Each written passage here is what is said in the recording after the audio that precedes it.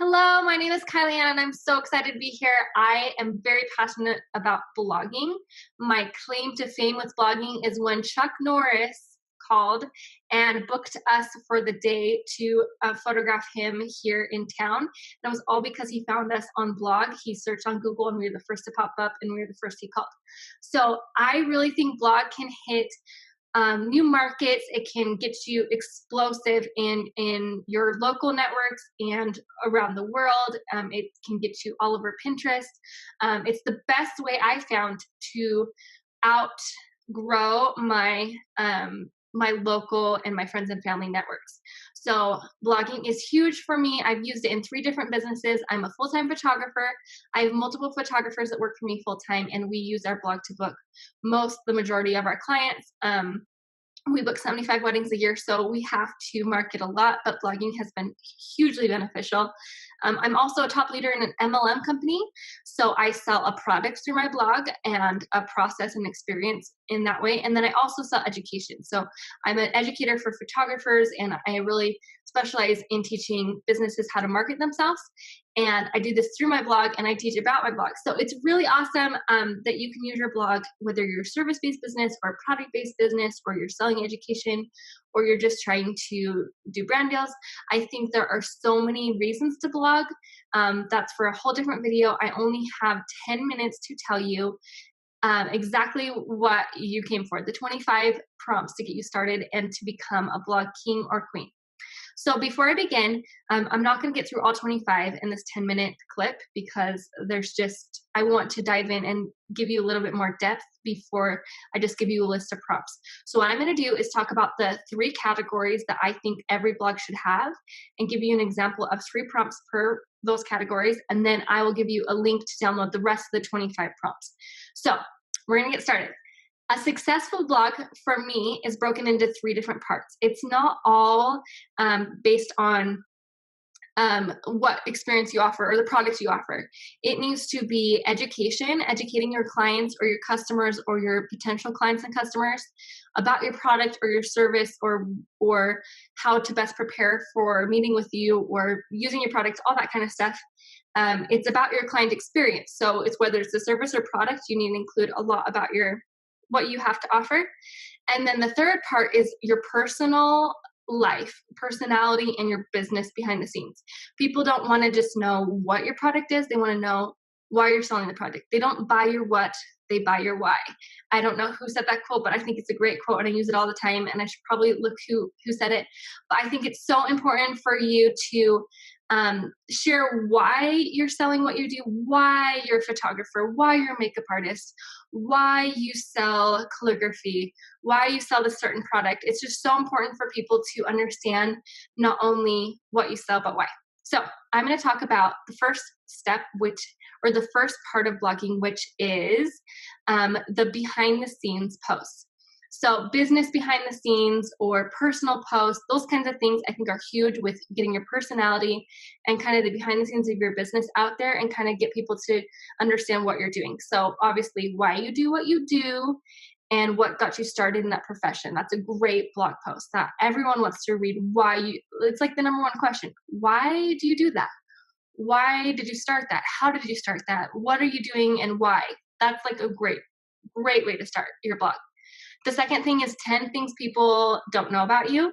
I think everybody always wants to know more about who they're going to work with or who they're buying from. People strive to find connection, and they're going to want to buy more if they know more about who they're buying from, because then you feel more like a friend than just a company.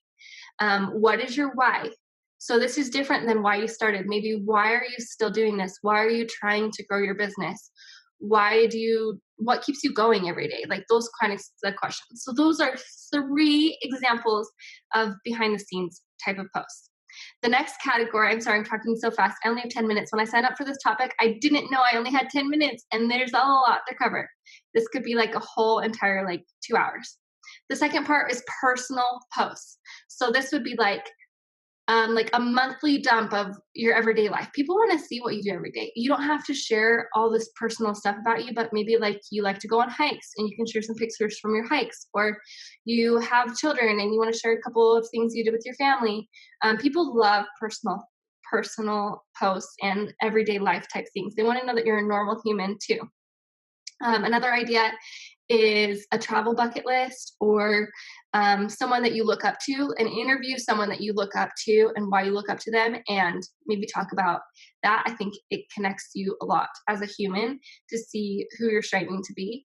And then another idea, fourth idea, would be writing a letter to your younger self, maybe your 18-year-old self or your 16-year-old self or your 8-year-old self, and telling you what you know now and why not to worry. And there's just so many directions you could go with that, because everyone has a different experience. Maybe you had a really hard experience and you got past that and you want to write a letter to the younger version of yourself to get through that. And that could help other people get through that same thing. So lots of ideas with personal posts. I'll share the other 10 that I have, the rest of the 10 that I have. So I have 10 behind the scenes type posts on this 25 thing, and I have 10 personal post ideas on this thing. And then the last category is educational posts. So educational posts are going to be about sharing ways that you can improve your experience or your product, how they're using the product. So this will be content that you can share and share and share. It's your evergreen content. It's when a client comes to you and says, hey, I want to book you for this photography session, or hey, I want to try this product. And you're like, oh, great. This is my list of locations. This is how to use the product. This is how to order the product. These are all the FAQs that you've ever answered. And you're going to share them in a blog that's going to not only reach new audiences and be pinned and shared, but then it's going to serve your current clientele and your future clientele as well.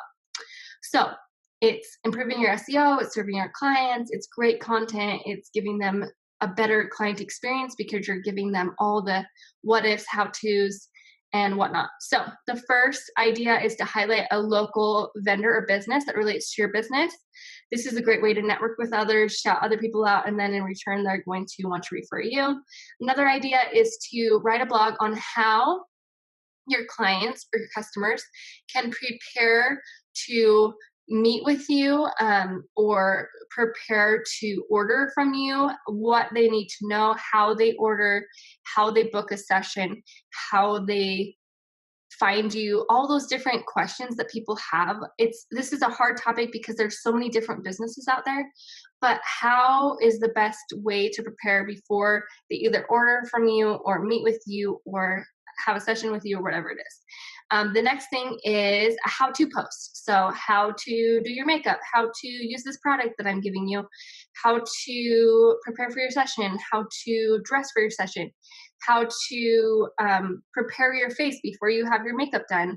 If you're a makeup artist, there's just so many. I can't give you examples for every type of business, but hopefully that gets your ideas rolling. And then the third idea out of the 5 that I have shared on this post is what to expect.